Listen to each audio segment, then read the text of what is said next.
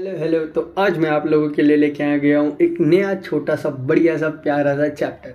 इस चैप्टर का नाम है रिप्रोडक्टिव हेल्थ और ये चैप्टर हम करेंगे बायोपल्स बुक से। मैंने आप लोगों को पिछले लेक्चर में बता दिया था। बायोपल्स बुक अगर किसी को नहीं पता तो ये जो बुक है ये मैंने लिखी है और भैया ने इसको स्पॉन्सर की है। और अगर किसी को चाहिए इसका पीडीएफ, आपको सैंपल चाहिए तो आपको सैंपल पीडीएफ हमारे चैनल पे अपलोड कर दिया गया है, वहाँ से आप ले सकते हैं। अगर किसी को ख़रीदनी है तो वहाँ भी उस चीज़ का लिंक अपलोड कर दिया गया है, आप लोगों को ख़रीदनी है तो ख़रीद सकते हैं। इस बुक में मैं आपको, इस बुक के थ्रू मैं आपको हर चैप्टर पूरा डिटेल में रिवाइज़ करा दूंगा। आपने अगर ये चैप्टर पढ़ रखा है तो आपको क्वेश्चंस के थ्रू एक एक पॉइंट कवर करा दूंगा, साथ में कुछ एनसीईआरटी के बाहर के भी पॉइंट्स इंपॉर्टेंट होंगे तो वो भी करा दूंगा। तो आप लोग मस्त होके चौड़े होके बैठ जाओ। हम लेक्चर स्टार्ट करते हैं। चैप्टर का नाम है रिप्रोडक्टिव हेल्थ और जो सीरीज़ है हमारी, सीरीज़ का नाम है बुलेट सीरीज़। तो चलो स्टार्ट करते हैं, आ जाओ। क्या है पहला क्वेश्चन, क्या है? Reproductive health means complete dash and mental mental and social well-being related to the reproductive system। Reproductive health में क्या ये है, ये इसका आंसर आएगा कंप्लीट फिजिकल। अबे चल जा।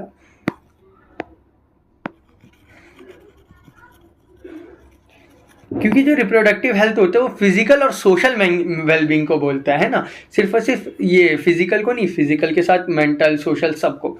ठीक है, आगे डिफाइन रिप्रोडक्टिव हेल्थ ब्रीफली। अगर तुम्हें रिप्रोडक्टिव हेल्थ ब्रीफली डिफाइन करने को बोला तो इसकी डेफिनेशन क्या बोलोगे? Reproductive health means a state of physical, emotional and behaviour and social wellbeing in aspects of reproduction. ये इसकी डेफिनेशन है। अगर तुम्हें बोला जाए, मैं लिख देता हूँ क्या है। हाँ, अरे चल जा मेरे भाई। Reproductive health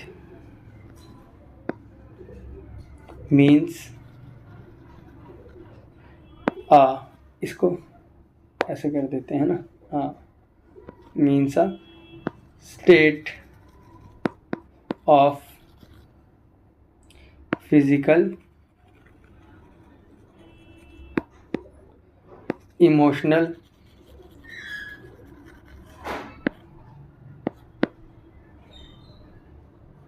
and social wellbeing.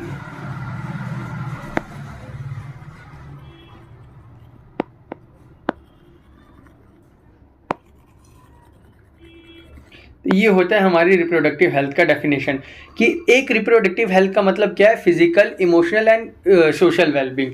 अच्छे से मतलब एक अच्छा फिजिकल हेल्थ है, सोशल हेल्थ है और दूसरों से अच्छा तालमेल है, तो वो भी रिप्रोडक्टिव हेल्थ के अंदर आ जाता है। मैं ज़्यादा एक्सप्लेन नहीं करूँगा क्योंकि तुम लोगों ने चैप्टर पढ़ रखा होगा, नहीं पढ़ रखा तो पढ़ लो। Reproductive health includes the ability to have the responsibility of dash and safe sex life. Reproductive health क्या रिस्पॉन्सिबल होता है? Satisfying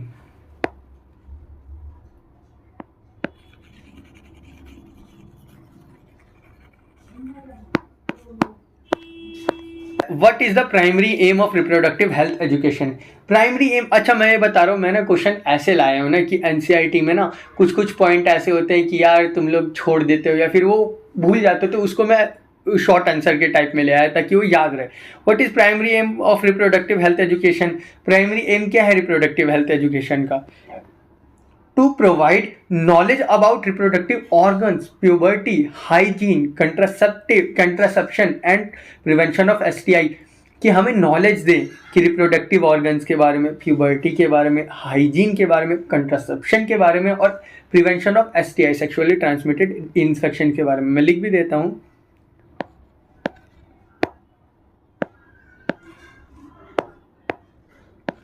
to provide knowledge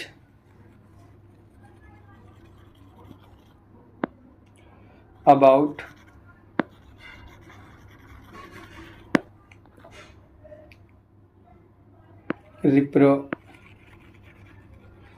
reproductive organs,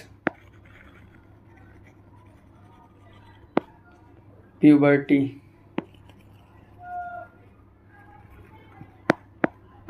hygiene, contraception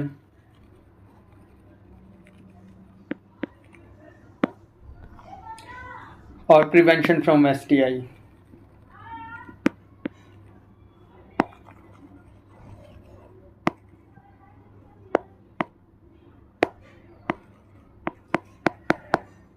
ठीक है, ये हमारा बताता है। पांचवा question, dash health involve prevention and treatment of reproductive disorder, reproductive health. Six question, which organization define reproductive health globally, ये इंपॉर्टेंट क्वेश्चन है। कौन सी ऑर्गेनाइजेशन है रिप्रोडक्टिव हेल्थ को ग्लोबली डिफाइन करती है? WHO, world health organization. Reproductive health education help in increasing awareness about, किसके बारे में अवेयरनेस इंक्रीज करती है? ये भी एनसीईआरटी की लाइन है, तुम लोग ध्यान से अगर पढ़ोगे नहीं, मतलब लाइन मतलब घुमा के पूछा गया कि reproductive health education help in increasing awareness about क्या कंट्रोल? Birth control. नेम 2, ये 2 है, ये मैं लिख देता हूँ ना, 2 है ये।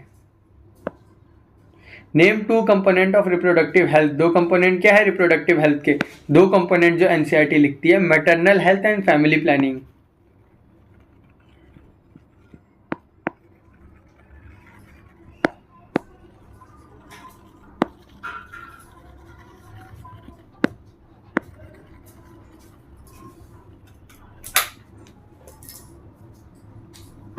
नेक्स्ट क्वेश्चन क्या है? क्वेश्चन 9 क्या कह रहा है? Maternal health care include care during dash and child birth. Maternal health care जो इंक्लूड करता है, कब की केयर इंक्लूड करता है? एक तो प्रेगनेंसी और दूसरी होती है चाइल्ड बर्थ। इधर आएगा प्रेगनेंसी, एक तो प्रेगनेंसी में और दूसरी चाइल्ड बर्थ में, इसमें ये इंक्लूड होता है मैटरनल हेल्थ। ठीक है। Define infertility. इनफर्टिलिटी की डेफिनेशन अगर तुमसे पूछे तो क्या है इनफर्टिलिटी की definition? Inability to conceive a child, ये एनसीईआरटी की डेफिनेशन लिख रहा हूं तो ध्यान रखना। Even after 1 year of regular unprotected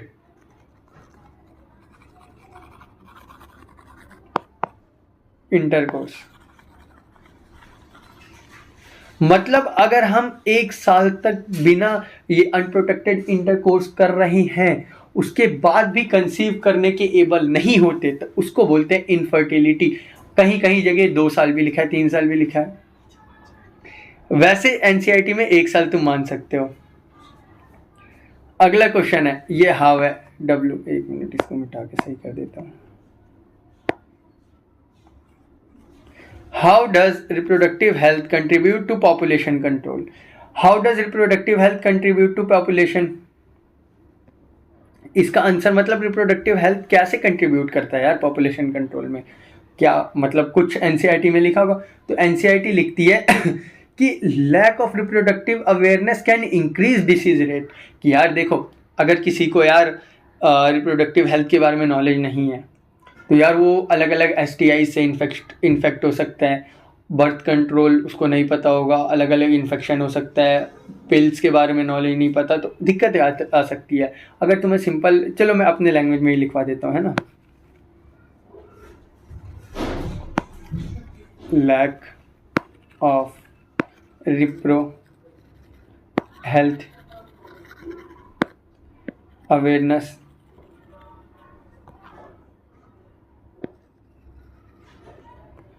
can increase diseases rate। ये सिंपल एनसीईआरटी लिख रहे हैं। ठीक है। टीनेज क्वेश्चन 17 क्या बोल रहे हैं? Teenage pregnancies can lead to dash complication.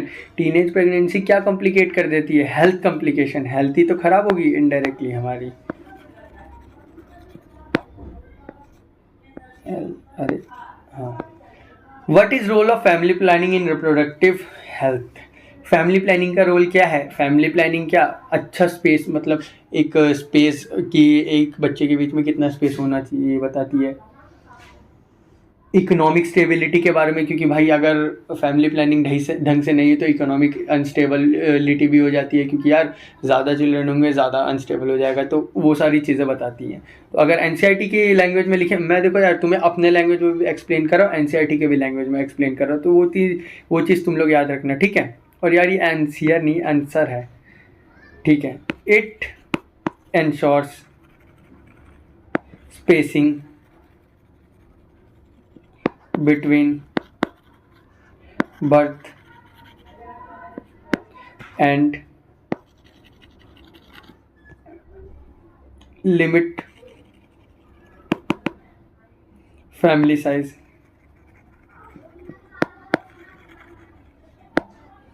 For health and economic stability. ये एनसीईआरटी की लाइन है और मैंने तुम्हें एक्सप्लेन कर ही दिया कि स्पेस दो चाइल्ड के बीच में करता है और इकोनॉमिक स्टेबिलिटी लाता है। रिप्रोडक्टिव हेल्थ प्रमोट्स डैश, ये अवेयरनेस है। रिप्रोडक्टिव हेल्थ, सॉरी यार आज के इस वाले लेक्चर में टाइपिंग मिस्टेक्स है काफ़ी, अगली बार से नहीं होंगी। Reproductive health promotes awareness about dash hygiene, menstrual hygiene, क्योंकि मेंस्ट्रुअल हाइजीन के बारे में हम बात करते हैं यार इसमें, ठीक है। Mention one maternal health care service, एक मैटरनल हेल्थ केयर सर्विस, ये इसमें आएगा एंटी नेटल केयर।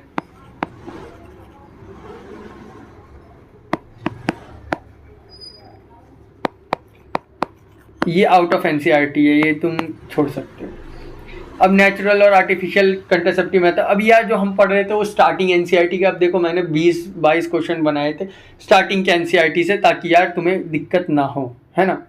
क्योंकि यार अभी दिक्कतें हो जाती हैं कि कभी क्या हो जाए, कभी क्या, मतलब क्वेश्चंस कहाँ से आ जाए, तो ठीक है, इस वजह से मैं उसको भी चांस नहीं ले रहा, क्योंकि यार ये चैप्टर को बच्चे हल्के में छोड़ देते, इसमें जो पैराग्राफ है वो तक इंपॉर्टेंट है, नहीं छोड़ सकते, ठीक है। हाँ, the contraceptive method based on avoiding sex during fertile days is called, क्या होता है उसको, नेचुरल मेथड बोलेंगे। नेचुरल मेथड में क्या है, तुम लोग को पता है कि भाई क्या बोलते हैं, मेंस्ट्रुअल डेज के बीच में नहीं करते, कोइटस अवॉइड करते हैं, है ना।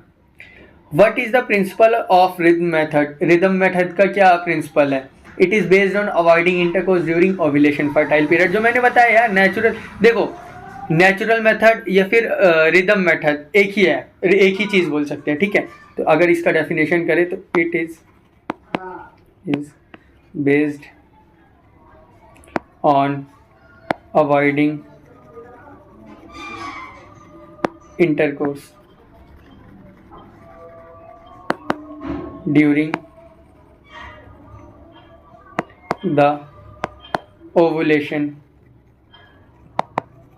फर्टाइल पीरियड, ठीक है। अगला, dash and progesterone are hormone use, अच्छा, dash and progesterone hormones are used in oral contraceptive method. अब देखो यार इसमें ना बहुत सारे मेथड्स है, ओरल हो गया, हार्मोनल हो गया, ये सब तुम लोग को याद करना है, अगर याद होंगे तो ये क्वेश्चन सॉल्व कर पाओगे। Dash and progesterone are hormones used in oral contraceptive method, कौन से हार्मोन्स होते हैं, ईस्ट्रोजन और प्रोजेस्टेरोन। ईस्ट्रोजन और प्रोजेस्टेरोन जो हार्मोन होते हैं वो ओरल कंट्रासेप्टिव पिल्स के अंदर या होते हैं, याद रखना, ईस्ट्रोजन और प्रोजेस्टेरोन। और अगर उसमें से भी कुछ ज़्यादा पूछे तो बोलना प्रोजेस्टेरोन, वैसे तो लिखा नहीं है लेकिन जनरल नॉलेज के लिए बोल देना progesterone. Name 2 barrier contraceptive method, name 2 barrier contraceptive method, 2 barrier contraceptive method में क्या क्या आ जाएंगे, एक डायफ्राम और दूसरा क्या आ जाएगा, कॉन्डम्स। डायफ्राम तुम लोग को पता है ना, सर्वाइकल कैप्स जो होते हैं, कभी कभी लैंग्वेज चेंज करके सर्वाइकल कैप्स भी बोल देगा, ठीक है। क्वेश्चन नंबर 26 क्या बोल रहे हैं, copper T is a type of dash inserted into uterus. Copper T क्या है, कॉपर टी एक आईयूडी है। कॉपर टी क्या है, आईयूडी। आईयूडी क्या होता है, intra uterine device inserted in uterus, ठीक है, लिख देता हूँ यार, तुम लोग का भरोसा नहीं है। इंट्रा यूट्राइन डिवाइस, वो वाला डिवाइस मत समझ लेना भाई लोग। हाँ, what is surgical procedure involve cutting the vas deferens. Surgical procedure क्या होता है भाई, क्या नाम है, मतलब ये नाम पूछ रहा है, नेम पूछ रहा है। सिंपल भाई, वास डिफरेंस को काटते हैं तो उसको क्या बोलते हैं, वासेक्टोमी। उसको क्या बोलेंगे, वासेक्टोमी।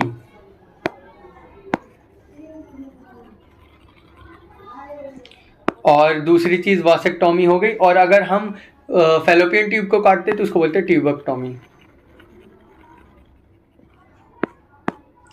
आगे, in female dash involve cutting and tying of the fallopian tube. अबे यार, ये मैंने अभी बता दिया था, ट्यूबेक्टोमी।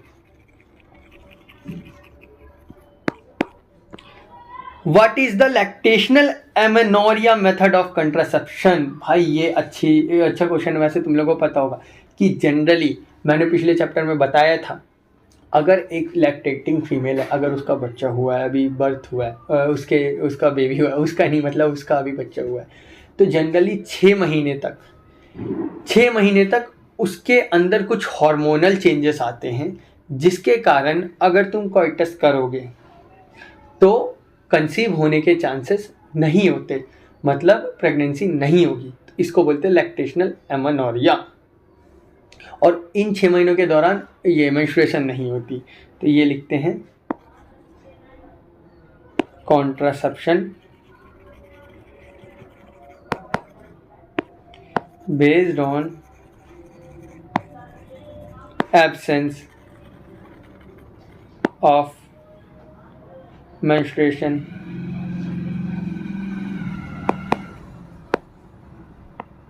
during lactation.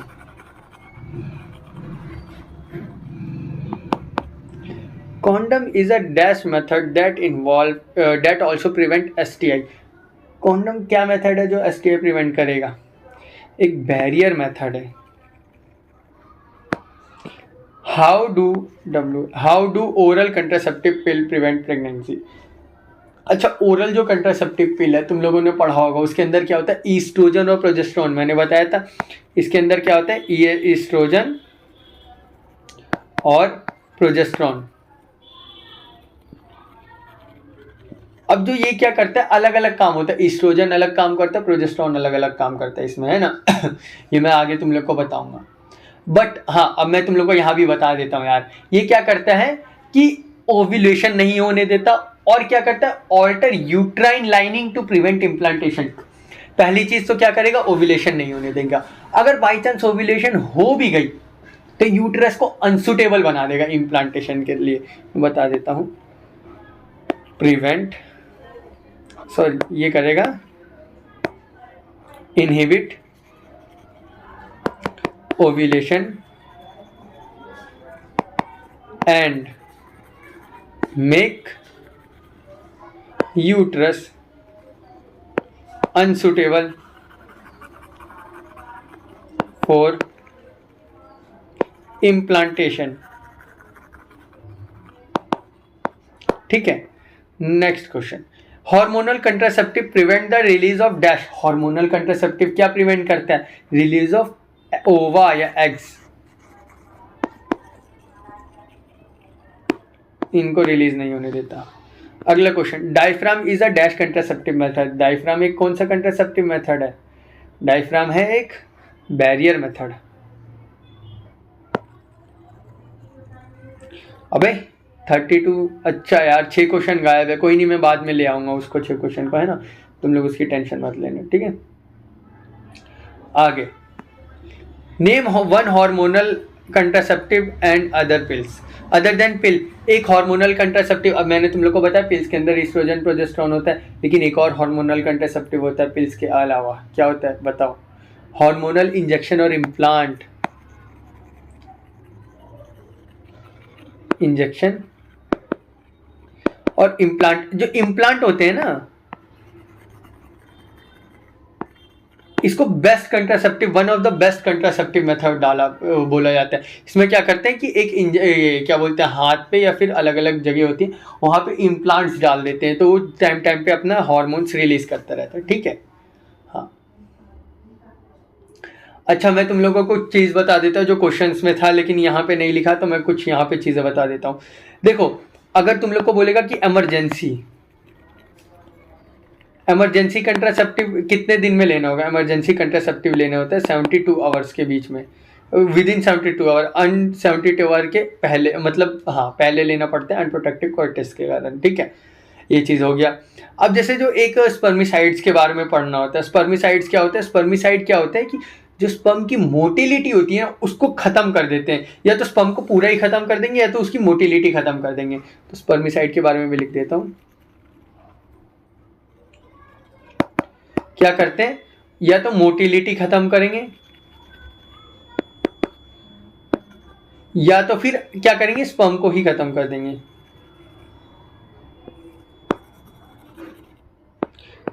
या तो स्पर्म को खत्म कर देंगे या तो मोटिलिटी खत्म कर देंगे, ठीक है, हो गया। आगे अगला क्वेश्चन है, अगला क्वेश्चन क्या बोलता है, IUD stand for intrauterine device, मैंने बताया।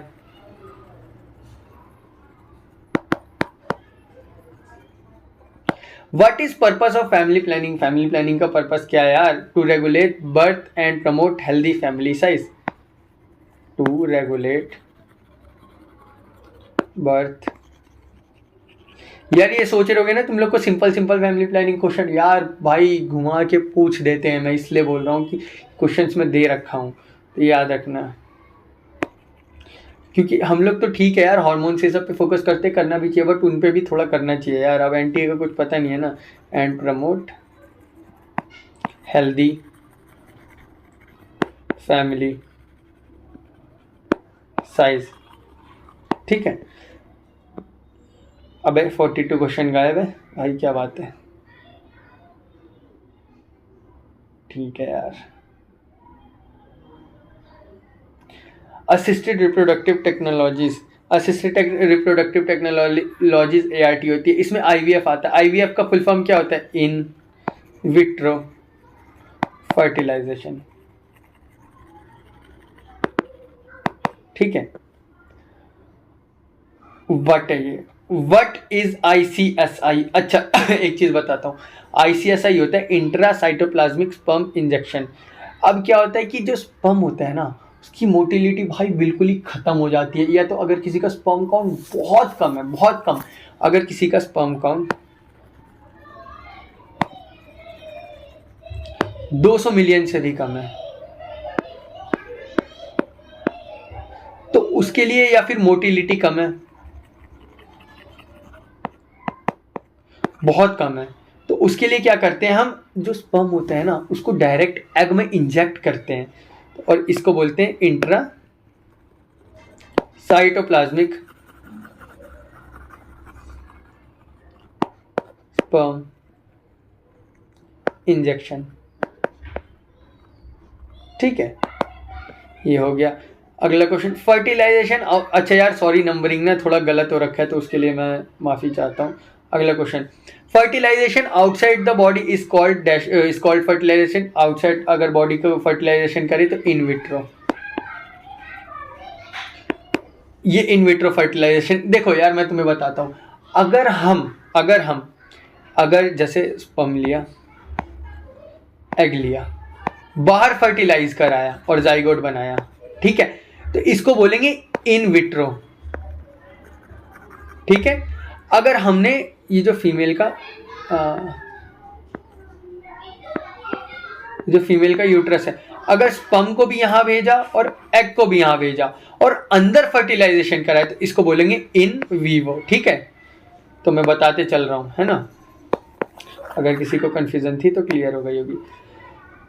When is IVF recommended, IVF कब रिकमेंड करते हैं यार, ये सॉरी स्पेलिंग के लिए, IVF कब रिकमेंड करते हैं, है ना When the sperm count is low, या तो स्पर्म और and sperm can not penetrate ovum, अगर स्पर्म काउंट बहुत लो है या तो स्पर्म ओवम को पेनिट्रेट नहीं कर पा रहा, तो अब ओवम को पेनिट्रेट मैंने बताया था ना नहीं कर पा रहा, तो ICSI दे देते हैं, साइटोप्लाज्मिक स्पर्म इंजेक्शन, या मोटिलिटी कम हो, तो ये कब देते हैं, स्पर्म काउंट लो होती है, या तो अगर sperm not able to penetrate ovum, तब देते हैं। ठीक है, अगला question, amniocentesis help in detect dash abnormality in foetus. यार ये क्वेश्चन बहुत इंपॉर्टेंट है, इसमें तो हम एमनियोसेंटेसिस के बारे में सब कुछ जानते हैं, लेकिन जो मेन इंपॉर्टेंट चीज़ें नहीं जानते। कौन सी एब्नॉर्मेलिटीज पता कर सकते हैं? हम पता कर सकते हैं जेनेटिक एब्नॉर्मेलिटीज।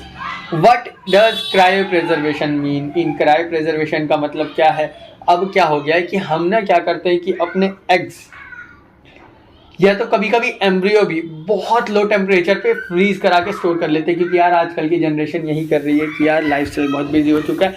एक एज के बाद की जैसे लेट मैरिज करते हैं तो हम क्या करते हैं कि हेल्दी अपना हमारे गैमेट हो तो उनको ना फ्रीज करा लेते हैं, उसी को बोलते हैं cryopreservation. Preserving our gametes in very low temperature.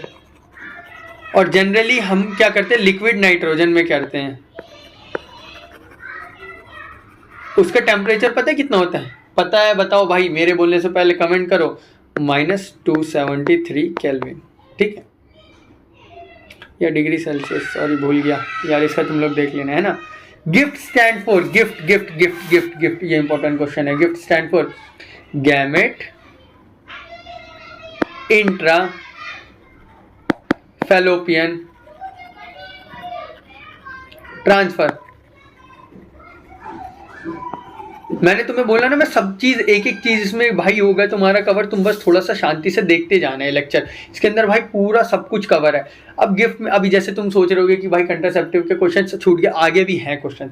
अब गिफ्ट में क्या है भाई? गिफ्ट में गैमेट इंट्रा फैलोपियन ट्रांसफर में क्या है भाई? देखो क्या होता है ना, अब मैं तुम लोग को एक चीज बताता हूँ। इन्विट्रो इन विवो बता दिया।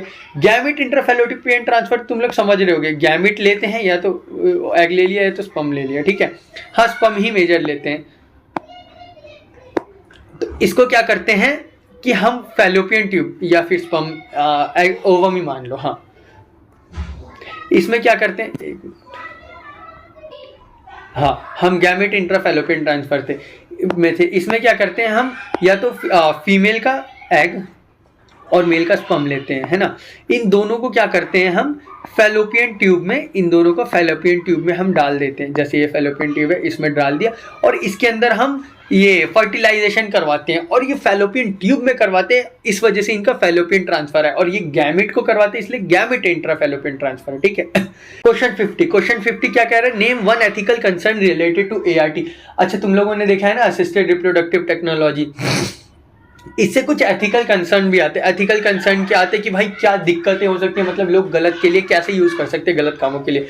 तो उसके लिए एथिकल कंसर्न क्या है कि भाई एथिकल कंसर्न के लिए क्यों गलत तरीके से लोग करते हैं। पहले चीज़ क्या करते हैं लोग कि इसमें क्या करते हैं, सेक्स सिलेक्शन, मतलब भाई पहले से ही करवा लेते कि हमें लड़का चाहिए, जो कि गलत है। पहली चीज़ तो ये करवा ली उन्होंने, एक तो ये हो गया, है ना। दूसरी चीज क्या करते हैं कि भाई, और गलत क्या करते हैं लोग, दूसरा कंसर्न क्या हो जाता है, सरोगेसी। अब क्या क्या कभी कभी क्या होता है कि जैसे कोई फीमेल नहीं कर पा रही अपने कंसीव, या फिर अपने अंदर वो नहीं कर पा रही प्रेगनेंसी, तो क्या करते हैं सरोगेट मदर रखते हैं, लेकिन उनके साथ भी कुछ दिक्कतें हो सकती है ना, तो ये भी कंसर्न आ जाता है। या फिर मिस यूज ऑफ टेक्नोलॉजी, तो इसमें तो ये दोनों ही आ गए, है ना, तो ये चीज़ हो गई। ठीक है, embryo transfer involve placing the embryo in the. Embryo transfer क्या होता है? एम्ब्रियो ट्रांसफर, अगर भाई कभी भी एम्ब्रियो बोलो, एम्ब्रियो ट्रांसफर कहाँ करते हैं? यूट्रस में करते हैं। ठीक है, आगे और भी चीजें होंगी, मैं तुम्हें बताऊंगा। हाँ, क्वेश्चन नंबर 52 पे थे हम। क्या बोल रहे हैं question number 52? What is the use of prenatal diagnostic technique. Prenatal diagnostic technique मतलब इसको एमनियोसेंटेसिस बोल रही हैं, एमनियोसेंटेसिस बोल सकते हैं इसको।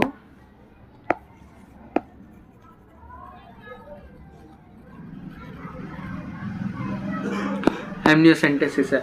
अब इसका यूज क्यों करते हैं कि भाई एमनियोसेंटेसिस या प्री नेटल डायग्नोस्टिक टेक्निक, मतलब ये क्या टेक्निक होता है कि वैसे तो नॉर्मल गवर्नमेंट ने बोला कि अगर जेनेटिक या क्रोमोसोमल डिसऑर्डर है तो इसको यूज करें, जेनेटिक और क्रोमोसोमल डिसऑर्डर है तो यूज करें। किस लिए यूज करते हैं? या क्रोमोसोमल डिसऑर्डर, लेकिन अभी आजकल लोग इसको मेल और फीमेल के बीच में पता लगाने के लिए भी यूज करते हैं, तो इस वजह से एक बैन है, ठीक है। अब क्वेश्चन नंबर 54 क्या आता है? HIV cause the disease called, HIV कौन सी डिसीज करती है? एड्स।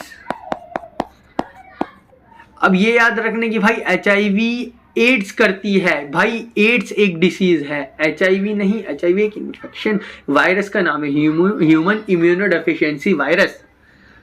नेम 2 कॉमन STI, ये हाँ, नेम 2 कॉमन STI, कौन से कॉमन, सबसे कॉमन बताने हैं। एड्स का तो मैंने बता दिया, अब एक आता है गनोरिया,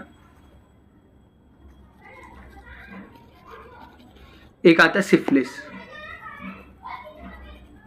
ये दो मोस्ट कॉमन है, ठीक है। एड्स के बाद usages of dash reduce the risk of STI transmission, क्या यूज करने पे हमारा STI ट्रांसमिशन रुक जाता है? Condoms. What is a symptom of gonorrhoea, gonorrhoea के सिम्टम क्या है? पेनफुल यूरिनेशन,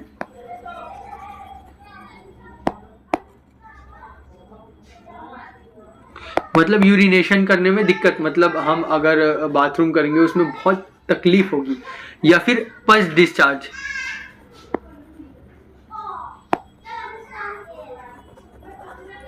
पस का भी डिस्चार्ज हो जाएगा उसके अंदर, ठीक है। अगला syphilis is caused by, syphilis किसके कारण होता है? बैक्टीरिया के कारण। अगला how can STI be prevented, STI कैसे प्रिवेंटेड हो सकते हैं? STI हो सकते हैं हाइजीन मेंटेन करना, अवॉइड मल्टीपल पार्टनर और use contraceptive device by maintain hygiene, avoid multiple partners, using condoms,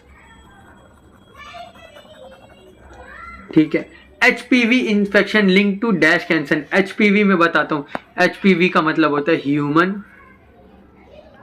papilloma virus, ये भी एक STI है, सेक्सुअली ट्रांसमिटेड इंफेक्शन। और ये क्या करता है? सर्वाइकल कैंसर, सर्वाइकल कैंसर करता है, ठीक है। सर्विक्स का कैंसर, सर्वाइकल कैंसर मतलब सर्विक्स का cancer. What happen if STIs are untreated, अगर STI अनट्रीटेड है तो क्या होगा? कैन कॉज इनफर्टिलिटी, कैंसर और इवन डेथ, ये भी डेथ भी हो सकता है इसके कारण, ठीक है।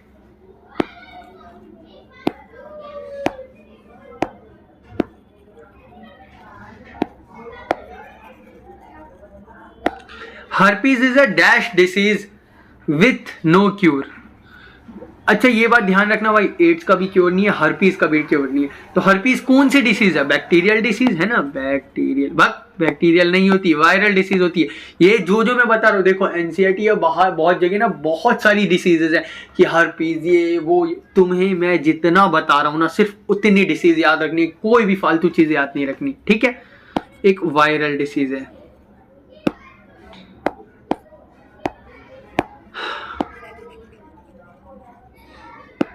ठीक है। Why is counselling important in STI management? भाई काउंसलिंग, जैसे किसी को STI हो जाए वैसे ही काउंसलिंग नॉर्मल क्यों करवाते हैं लोग, जैसे गवर्नमेंट प्रोग्राम रखती है हॉस्पिटल्स में काउंसलिंग करवाती, क्यों? क्योंकि भाई इमोशनल सपोर्ट या फिर ट्रीटमेंट एडहेरेंस, मतलब अगर किसी को हो गया तो उसके लिए काउंसलिंग क्यों होती है? क्योंकि भाई उसको क्या मिलता है? Emotional support.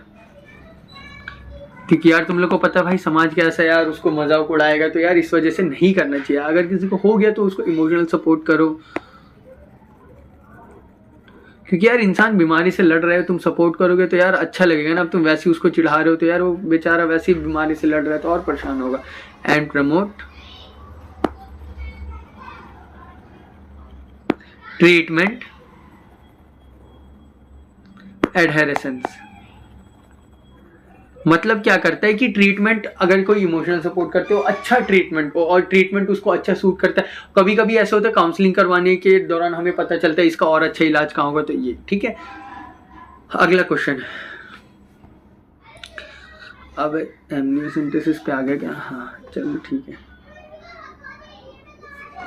Amniocentesis can detect, एक मिनट भाई क्वेश्चन गड़बड़ा गया, वेट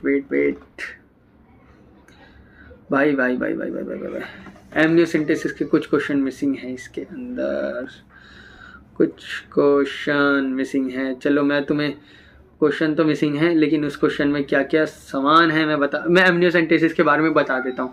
देखो भाई, एमनियोसेंटेसिस का मतलब क्या होता है? एमनियोसेंटेसिस का मतलब होता है एमनियोटिक फ्लूइड निकालते हैं।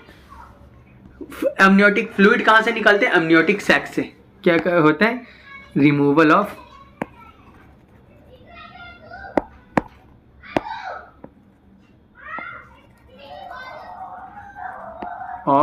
Amniotic fluid.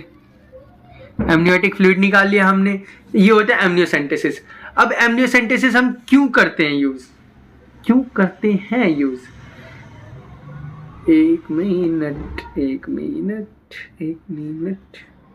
हाँ, एमनियोसेंटेसिस हम यूज करते हैं दो चीजों के लिए। एमनियोसेंटेसिस, अब जैसे यार अगर तुम वो करोगे, क्या बोलते हैं, गलत, तो गलत के लिए इसको तो तुम्हें पता है सेक्स डिटर्मिनेशन के लिए करता है। सही चीज के लिए मैंने तुम्हें बताया क्या बोलते हैं, जेनेटिक या फिर क्रोमोसोमल डिसऑर्डर पता करते हैं इससे, ठीक है। अब अगला क्या बोलते हैं, सेक्स डिटर्मिनेशन एमनियोसेंटेसिस के कारण बैन है, ये तो तुम्हें पता ही है, ठीक है। अगर एमनियोसेंटेसिस करना भी है तो फिर कब करते हैं इसको जनरली परफॉर्म किया जाता है 14th to 16th वीक के अंदर प्रेगनेंसी में। अब तुम नॉर्मल मत करवाने चले जाना कि भैया एमनियोसेंटेसिस कर दो, मार के भगा देंगे। प्रेगनेंसी के 14th to 16th वीक में करना होता है, ठीक है यार, समझ आ गया तुम लोगों को, है ना? ठीक है। अब एमनियोसेंटेसिस पे क्वेश्चन क्या बोलते हैं, question 71, amniocentesis can detect dash syndrome. ये भी इंपॉर्टेंट क्वेश्चन है, पूछ सकता है। एक डाउन सिंड्रोम होता है, तुम लोग अभी भाई आगे जेनेटिक्स पढ़ोगे, उसमें पढ़ोगे, तो डाउन सिंड्रोम को डिटेक्ट करता है। What is the risk associated with amniocentesis? Amniocentesis के साथ कुछ रिस्क भी होता है भाई। एमनियोसेंटेसिस करना हलवा थोड़ी है कि यार कोई भी करा लेगा। एमनियोसेंटेसिस अगर कराते हैं या अगर लेट कराते हो तो मिसकैरेज हो सकता है। मिसकैरेज मतलब भाई फीटस खराब हो सकता है या बच्चा खराब हो सकता है, अपने लैंग्वेज में बोले तो मिसकैरेज हो सकता है, ठीक है। Parental counselling is important after dash diagnostic. अगर ये जैसे कुछ को हमने निकाल लिया, मतलब एमनियोसेंटेसिस करा है, उसको हमारे जेनेटिक डिसऑर्डर मिल गया, तो हम क्या करना चाहिए, हमें पेरेंटल काउंसलिंग करनी चाहिए। पेरेंट्स को बताना चाहिए कि आपका बच्चा अब नॉर्मल है, अगर आप इसको आने दोगे इस दुनिया में तो और तकलीफ होगी, तो इस वजह से एमनियोसेंटेसिस करते हैं। तो जेनेटिक डायग्नोस्टिक, ठीक है।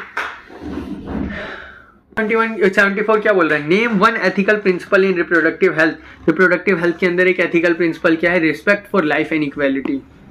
ये भाई मैं थोड़ा सा उल्टे सीधे क्वेश्चन ले आया हूँ, लेकिन अब कोई दिक्कत नहीं। फॉर लाइफ एंड इक्वालिटी, यार कुछ क्वेश्चन में ऐसे लाया हूँ कि यार तुम्हें नॉर्मल सीख मिले कि यार देखो पढ़ाई तो तुम लोग कर लेते हो, यार पढ़ाई करके डॉक्टर बनेगा, कोई नहीं बनेगा, आगे और अच्छा करेगा डॉक्टर से, तो यार पढ़ाई करना एक अलग चीज़ है, लेकिन यार कुछ चैप्टर होते हैं जो हमें इंसान बनाते हैं, तो यार ये उन चैप्टर में से है कि हम इंसान बने, कुछ चीज़ें सीखे, तो यार सीखो। अच्छा, और एक चीज़ तुम लोग को बताता हूँ, जब तुम लोग पढ़ाई करते हो ना, तो हम लोग सोचते हैं कि यार पढ़ाई इसलिए कर रहे, यार पढ़ाई जब करते हो ना, या कोई भी प्रिपरेशन होता है, एग्ज़ाम की प्रिपरेशन हो गई या हाँ, तो क्या करती है भाई तुम लोग को ना, वो भाई पढ़ना, मेहनत करना, हार्डवर्क करना सिखाती है। ये नहीं कि तुम सिर्फ एग्ज़ाम ही क्लियर करोगे वही है सब कुछ। भाई तुमने अगर एग्ज़ाम की प्रिपरेशन शिद्दत से कर ली ना, तो तुम्हें भाई बहुत कुछ सिखा देती है। तुम भाई मेहनत करना सीख जाते हो, और अगर इंसान मेहनत करना सीख गया ना, तो भाई बहुत कुछ उखाड़ लेता है, ठीक है। चलो हो गया मोटिवेशन, अगले क्वेश्चन पे आते हैं। The government promote reproductive health 76 the government promote reproductive health through dash health programme, कौन से हेल्थ प्रोग्राम के थ्रू करती है? Family welfare programme.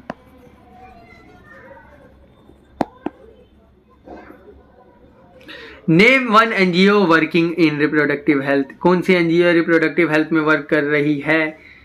ये पता है एक बार नीट में और पीएमटी में पूछा है। अब भाई एनसीईआरटी में उतना है नहीं कि पहले मैंने शायद देखा था, बट यार ये पूछा है 2 बार क्वेश्चन, तो भाई ये इंपॉर्टेंट क्वेश्चन है, ठीक है। अब क्या पता आप नहीं पूछे, लेकिन यार रिस्क मत लेना। ये जो हमारी है कौन सी organisation? Family planning association of India, FPAI। इसका क्या है? फैमिली प्लानिंग एसोसिएशन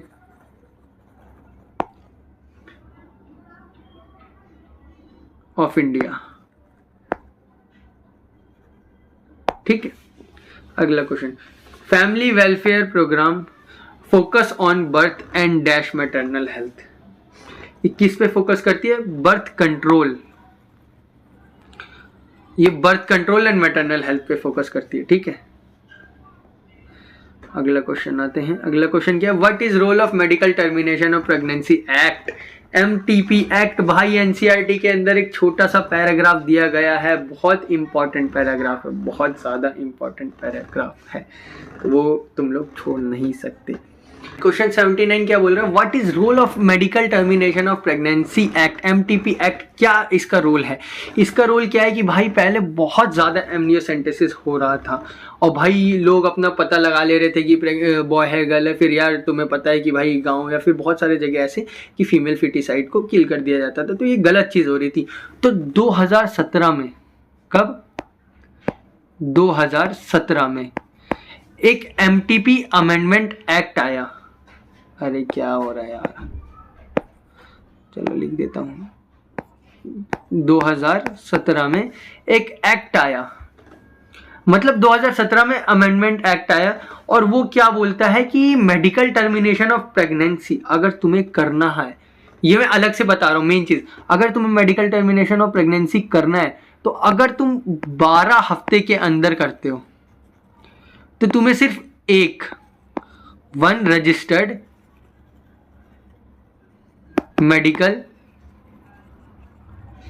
प्रैक्टिशनर चाहिए। लेकिन अगर तुम 12 हफ्ते के बाद करते हो, और तुम 12 हफ्ते से 24 हफ्ते के बीच में करते हो, लेकिन और ये भाई 24 हफ्ते के बाद बैन है, 12 से 24 हफ्ते के बीच में करते हो तो तुम्हें 2 रजिस्टर्ड मेडिकल प्रैक्टिशनर चाहिए, 2 रजिस्टर्ड मेडिकल प्रैक्टिशनर कि भाई राय चाहिए और उनसे भाई सिग्नेचर सब कुछ चाहिए, ठीक है। तो ये बोलता है हमारा MTP अमेंडमेंट एक्ट। अब ये क्या है? What is role of medical termination of pregnancy, medical termination of pregnancy का क्या रोल है? रोल क्या है कि भाई अबॉर्शन जो है वो भाई सेफ्टी से हो, है ना, और भाई मेडिकल सुपरविजन के अंदर हो। तो ये इसका सिंपल आंसर है, लेकिन ये जो इंपॉर्टेंट चीज़ है ये मैंने तुम्हें बता दी, ठीक है। इसका आंसर तो सिंपल यार, तुम लोग कोई भी कर सकते हैं, लेकिन जो इंपॉर्टेंट चीज़ थी वो मैंने बता दी तुम लोग का, है ना। और ये पता है, ये जो मैं डेटा बता रहा हूँ ना, ये जो डेटा मैं ये सारी चीज़ें तुम लोग को बता रहा हूँ, ये सारी चीज़ें पता है तुम लोगों को भाई एनसीईआरटी के ना एक पैराग्राफ में लेफ्ट साइड बॉक्स में है, पेज नंबर याद नहीं है, बट लेफ्ट साइड एक बॉक्स बना है टॉप कॉर्नर पे, पीला पीला सा लिखा हुआ है उसके अंदर, और पूछे गए हैं इसमें से कई बार, तो यार छोड़ नहीं सकते। और कभी कभी इस चैप्टर से नीट में ना यार 3-4 क्वेश्चन आ जाते हैं ना। अगला, reproductive health education is spread through awareness, कहाँ कैसे, मतलब कौन से कहाँ से फैल सकते हैं? कैंपेन हो गया, वहीं से फैला सकते हैं ना। अगला question, how does NGO contribute to reproductive health, NGO कैसे, भाई एनजीओ क्या करते हैं कि हेल्थ कैंप लगाते हैं,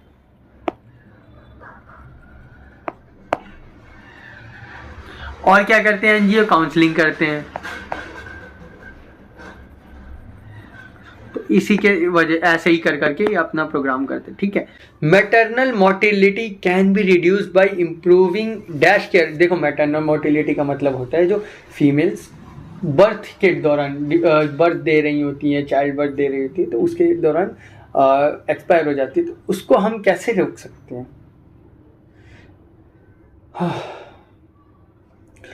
इसका ये कैसे रोक सकते हैं? एंटी नेटल केयर, एक केयर आता है एंटी नेटल केयर, उस वो अगर हम करें अच्छे से, मतलब एंटी नेटल केयर में यार की सेफ्टी रखना अच्छे से, नई नई अच्छे से जो डिवाइसेस हैं उसके थ्रू अपना चाइल्ड बर्थ करना, तो ये सारी चीज़ें के कारण हम रोक सकते हैं। अगला, what is aim of national rural health mission? National rural health mission का एम क्या है भाई? Accessible health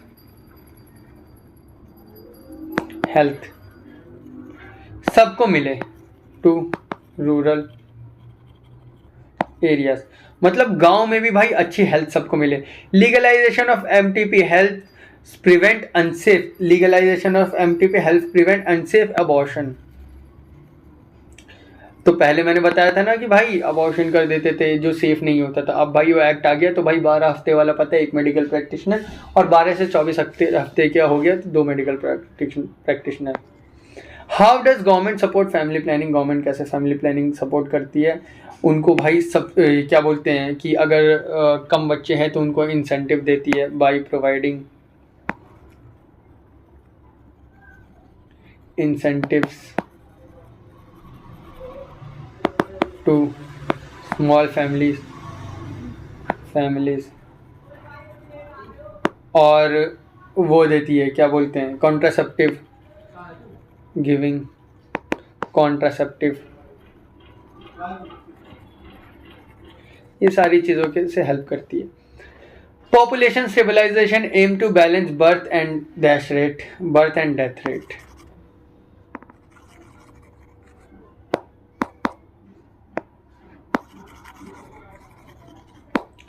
what is family planning? यार इसको बहुत बार कर लिया, छोड़ देंगे भाई, अब भाई भैंस क्या नहीं कर रहे अब दोबारा, तेरे को जा।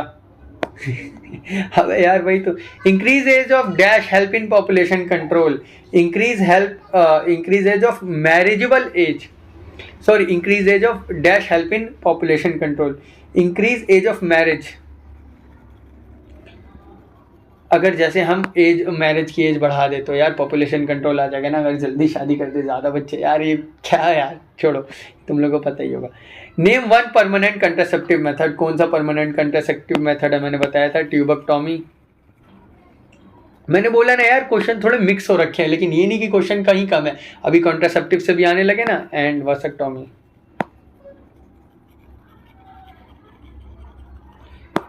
Use of contraceptive dash reduce population growth. कौन से कंट्रासेप्टिव से पॉपुलेशन ग्रोथ, मतलब कंट्रासेप्टिव डिवाइस से, अगर हम कंट्रासेप्टिव डिवाइस यूज करेंगे तो पॉपुलेशन ग्रोथ कम हो जाएगी। How does birth spacing help mother help? Birth spacing यार मदर को कैसे हेल्प करती है? सिंपल चीज़ है भाई, अगर भाई प्रॉपर मैटरनल रिकवरी होगी, क्योंकि जैसे अगर एक बच्चा हो उसके बाद भाई जो मदर होती है उसको भाई रिकवरी भी चाहिए, और भाई क्या बोलते हैं चाइल्ड केयर भी अच्छे कर पाएगी।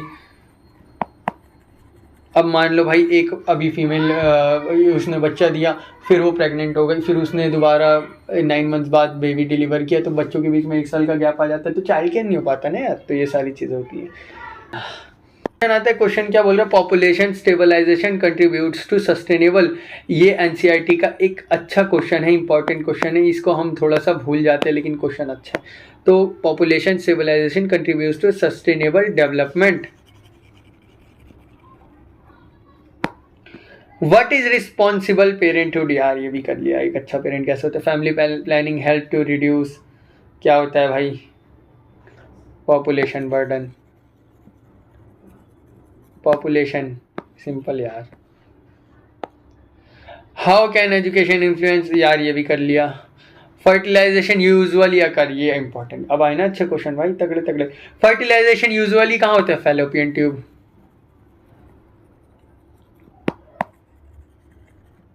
और अगर इसमें ही पूछे तो ampullary isthmic region. What is ovulation? Ovulation क्या है? Release of ovum from ovary. The female hormone responsible for pregnancy and maintenance is, ये अच्छा क्वेश्चन है भाई, कौन सा हार्मोन प्रेगनेंसी के लिए रिस्पॉन्सिबल हो रहा है और प्रेगनेंसी को मेंटेन करता है, ये चीज इंपॉर्टेंट है, प्रेगनेंसी मेंटेन, इस पे कई बार क्वेश्चन पूछ चुका है और पूछने के चांसेस हैं मुझे लग रहा है। तो ये कौन सा हार्मोन है, progesterone.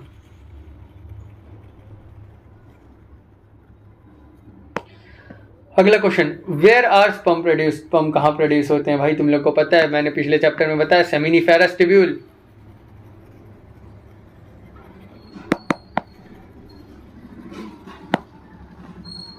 Breast feeding delay the return of क्या, menstrual cycle.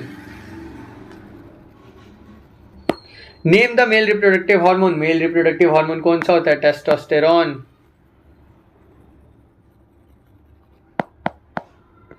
The average duration of menstrual cycle मैंने बता दिया था 28 डेज। व्हाट इज इनफर्टिलिटी, ये मैंने बता चुका हूँ, पिछला क्वेश्चन ये। Contraceptive method aim to prevent fertilisation और dash fertilise egg. Contraceptive method aim to prevent fertilisation और इम्प्लांटेशन,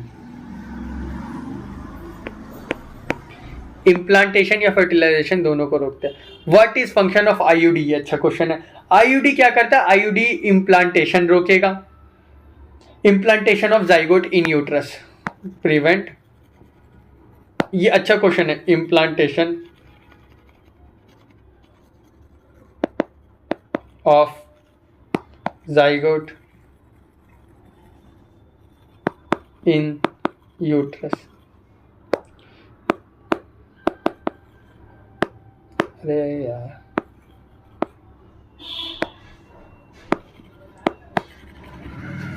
ठीक है, prevent implantation of zygote in uterus. Reproductive system include the male and female reproductive organ या sex organ.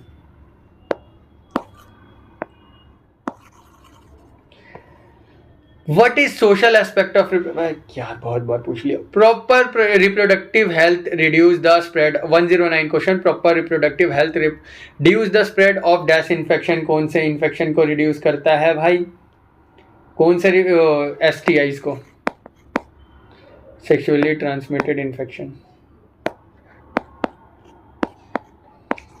Sexually transmitted,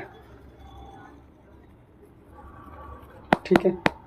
mention one benefit of reproductive health programme to society, कौन सा एक benefit है reproductive health का society के अंदर, मैंने बता दिया। Hormonal contraceptive patches release dash through skin, मैंने बताया था इम्प्लांट वाला क्वेश्चन। हाँ, hormonal contraceptive patches release hormones, वो जो इम्प्लांट्स होते हैं हार्मोन रिलीज करते हैं। What is major side effect of contraceptive pill, भाई कंट्रासेप्टिव पिल्स की साइड इफेक्ट, ये भी इंपॉर्टेंट क्वेश्चन है, क्या है इसका साइड इफेक्ट, क्या होता है, हार्मोनल इम्बैलेंस हो जाता है,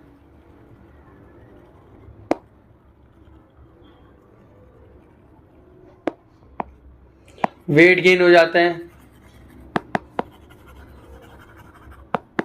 या नोजिया या mood changes.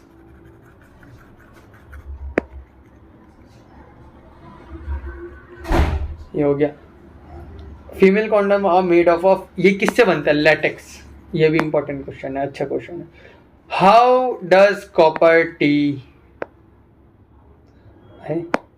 How does copper T act as contraceptive, ये क्या करता है कि कॉपर आयन, जो कॉपर टी होता है ना, कॉपर रिलीजिंग क्या बोलते हैं कंट्रासेप्टिव में आते हैं, ये क्या करता है कॉपर आयन रिलीज करता है, और ये क्या करता है कॉपर आयन क्या करते हैं कि inhibit sperm motility and fertilisation, मतलब स्पर्म की मोटिलिटी स्पीड कम कर देंगे या फर्टिलाइजेशन कैपेसिटी कम कर देता है। रिलीज कॉपर आयंस, और जो कॉपर आयन क्या करते हैं, डिक्रीज मोटिलिटी ऑफ स्पर्म, या फिर और क्या करते हैं, उसकी fertilisation capacity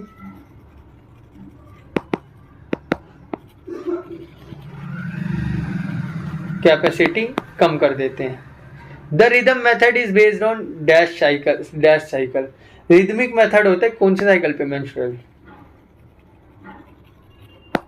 What percentage effectiveness is generally attributed to barrier method, barrier method कितना परसेंट होता है इफेक्टिव? ये होता है 80 to 85%। अभी 100% मत बोल देना भाई।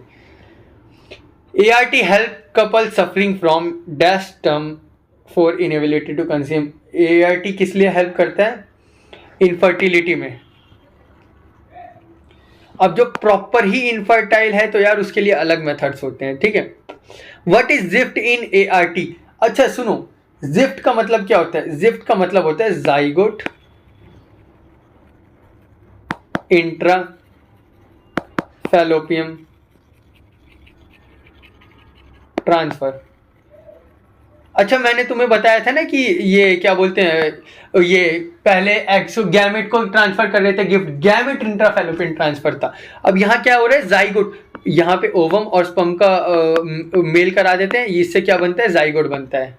जाइगोट बन गया हमारे पास, ठीक है। अब इस जाइगोट को हम क्या करते हैं? फीमेल के फैलोपियन ट्यूब में ट्रांसफर करा देते हैं, है ना। तो ये जो फीमेल की फैलोपियन ट्यूब में ट्रांसफर करा दिया जाइगोट को, इसको बोलते हैं जिफ्ट, जाइगोट इंट्राफैलोपियन ट्रांसफर। और इसमें क्या करते हैं हम? बाहर ही इन दोनों का, मेल और फीमेल का फर्टिलाइजेशन कराते हैं, तो इसको जिफ्ट बोलते हैं, ठीक है। अगला क्वेश्चन, ART इंक्लूड IVF है ये, IVF, ICSI, GIFT and cryopreservation, gamete intrafallopian और असिस्टेड रिप्रोडक्टिव टेक्नोलॉजी, जो भी हम पढ़ रहे हैं ना, और असिस्टेड रिप्रोडक्टिव टेक्नोलॉजीज, क्योंकि जो नहीं कर पाते उनके लिए होते हैं ना, ठीक है। How does ART help in genetic disorder prevention? ART कैसे जेनेटिक क्या बोलते हैं, डिसऑर्डर प्रिवेंशन कैसे करता है? क्योंकि देखो जब भी हम ART करते हैं, असिस्टेड रिप्रोडक्टिव टेक्नोलॉजी से करते हैं, तो भाई हम जो गैमेट्स होते हैं उसको स्क्रीनिंग प्रोसेस के थ्रू ले जाते हैं, मतलब उसको चेकअप करके करेंगे। अब ऐसा थोड़ी यार तुम इतना एक्सपेंसिव प्रोसेस कर रहे हो तो यार उसको बिना चेकअप करे अगर पता चल जाता है जेनेटिक डिसऑर्डर है, पहले से ही हटा देते हैं। तो इन्वॉल्व रिगरस चेकिंग्स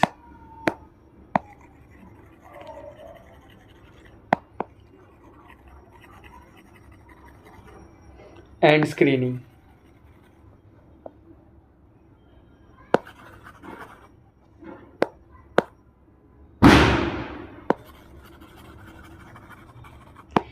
अब untreated STI can cause dash in both male and female. क्या क्या कर देता है मैंने तुम्हें बता दिया भाई। HPV, हेपेटाइटिस बी, बहुत सारे कर देते हैं। मतलब यार वही बहुत सारी दिक्कत, मेंस्ट्रुअल डिसऑर्डर, ऊपर मैंने बता दिया, क्वेश्चन रिपीट हुआ है तो छोड़ सकते हो अभी। What is the role of vaccine in preventing STIs? Vaccine का क्या रोल है? अब देखो यार कुछ जो STI होती है वो पहले से ही अगर तुम वैक्सीन लगवा लो तो आगे चल के नहीं होती, या फिर अगर होंगी भी तो कम लेवल पे होंगी। तो वैक्सीनेशन ज़रूरी है भाई, हमेशा याद रखना भाई, ये ज़रूरी चीज़ है, इसको ज़रूर करवाना भाई वैक्सीनेशन, ठीक है। तो इसको हम ऐसे लिख सकते हैं,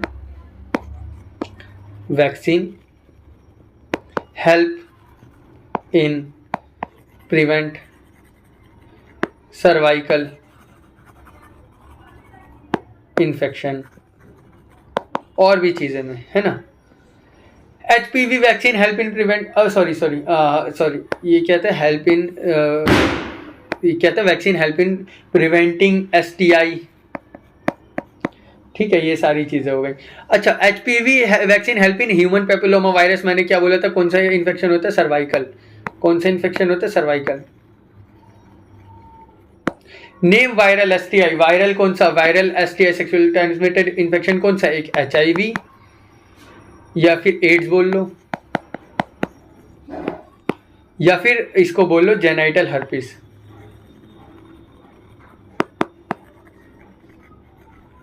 मैं तुम लोग को ना एक टेबल दे दूंगा ये डिसीज वाला, ठीक है। Amniocentesis is used after dash week of pregnancy. Amniocentesis कितने? 14th वीक के बाद करते हैं।